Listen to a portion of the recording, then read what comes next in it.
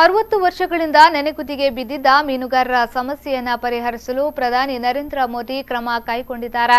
ಮೀನುಗಾರಿಕಾ ಸಚಿವಾಲಯ ಸ್ಥಾಪಿಸುವಂತಹ ಮಹತ್ವದ ನಿರ್ಧಾರವನ್ನು ತೆಗೆದುಕೊಂಡಿರುವುದು ಮೀನುಗಾರರ ಸಮುದಾಯದಲ್ಲಿ ಹರ್ಷ ವ್ಯಕ್ತಪಡಿಸಿದೆ ಎಂದು ಮೀನುಗಾರಿಕಾ ಅಭಿವೃದ್ಧಿ ನಿಗಮದ ಮಾಜಿ ಅಧ್ಯಕ್ಷ ರಾಮಚಂದ್ರ ಬೈಕಂಪಾಡಿ ಹೇಳಿದರು. ಮೀನುಗಾರಿಕೆಗೆ ಪ್ರತ್ಯೇಕ ಸಚಿವಾಲಯದ ಬೇಡಿಕೆ ಇದೀಗ ಈಡೇರಿದೆ. ಕಳೆದ ಬಾರಿ ಮಲ್ಪೆಯಲ್ಲಿ ನಡೆದ ಮೀನುಗಾರರ ಬೃಹತ್ ಸಮಾವೇಶದಲ್ಲಿ ಬಿಜೆಪಿ ರಾಷ್ಟ್ರೀಯ ಅಧ್ಯಕ್ಷ ಅಮಿತ್ ಶಾ ಅವರಿಗೆ ಮೀನುಗಾರರು ಪ್ರತ್ಯೇಕ ಸಚಿವಾಲಯ ರೂಪಿಸುವಂತೆ ಮನವಿಯನ್ನ ಮಾಡಿದ್ರು. ಹೊಸ ಮೀನುಗಾರಿಕಾ ಸಚಿವಾಲಯದಿಂದ ಮೀನುಗಾರರಿಗೆ ಮತ್ತು ಮೀನುಗಾರರ ಸಮುದಾಯದ ಅಭಿವೃದ್ಧಿ ಆಗಲಿದೆ ಎಂದು ಹೇಳಿದ್ರು.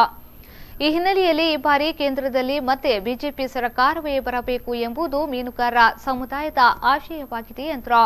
ಕೃಷಿಯ ಕೆಳಗೆ ಪಶುಸಂಗೋಪನಾ ಮತ್ತು ಮೀನುಗಾರಿಕಾ ಸಚಿವ ಇದ್ದಾರೆ. ಆದರೆ ಮೀನುಗಾರಿಕೆಗೆ ಯಾವುದೇ ರೀತಿಯ ಪ್ರಾಧಾನ್ಯತೆ ಕೇಂದ್ರದಲ್ಲಿ ನಮಗೆ ಸಿಗ್ತಾ ಇಲ್ಲ.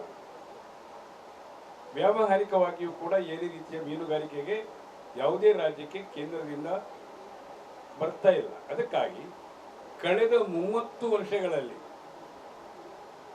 ಇಡೀ ದೇಶವ್ಯಾಪಿ ಒಳನಾಡು ಮತ್ತು ಕರಾವಳಿಯ ಮೀನುಗಾರರು ಪ್ರತ್ಯೇಕ ಮೀನುಗಾರಿಕಾ ಸಚಿವಾಲಯ ಬೇಕು ಅಂತ ಹೋರಾಟ ಮಾಡಿದ್ದಾರೆ, ನಿರಂತರವಾಗಿ ಮಾಡಿದ್ದಾರೆ. ಕಳೆದ ವರ್ಷ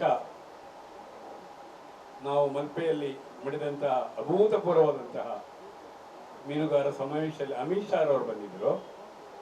ಆಗ ನಾವು ಡಿಮಾಂಡ್ ಇಟ್ಟಿದ್ದೇವೆ, ಕೇಂದ್ರದಲ್ಲಿ ಪ್ರತ್ಯೇಕವಾದಂಥ ಮೀನುಗಾರಿಕಾ ಸಚಿವಾಲಯ ಆಗಬೇಕು ಅಂತ. ಅದಕ್ಕಾಗಿ ಈ ಸಾರಿ ಈಗಾಗಲೇ ಮೋದಿಯವರು ಅದನ್ನು ಘೋಷಣೆ ಮಾಡಿದ್ದಾರೆ ಮತ್ತು ಮ್ಯಾನಿಫೆಸ್ಟೋದಲ್ಲಿ ಕೂಡ ಅದನ್ನು ಸೇರಿಸಿಕೊಂಡಿದ್ದಾರೆ. ಈ ಸಂದರ್ಭ ಸುದ್ದಿಗೋಷ್ಠಿಯಲ್ಲಿ ಮೀನುಗಾರರ ಮುಖಂಡರಾದ ಶೋಭೇಂದ್ರ ಸಸೀತ್ಲು, ಯಶವಂತ್ ಅಮೀನ್, ಪ್ರೇಮ್ನಾಥ್ ಪುತ್ರನ್ ಉಪಸ್ಥಿತರಿದ್ದರು.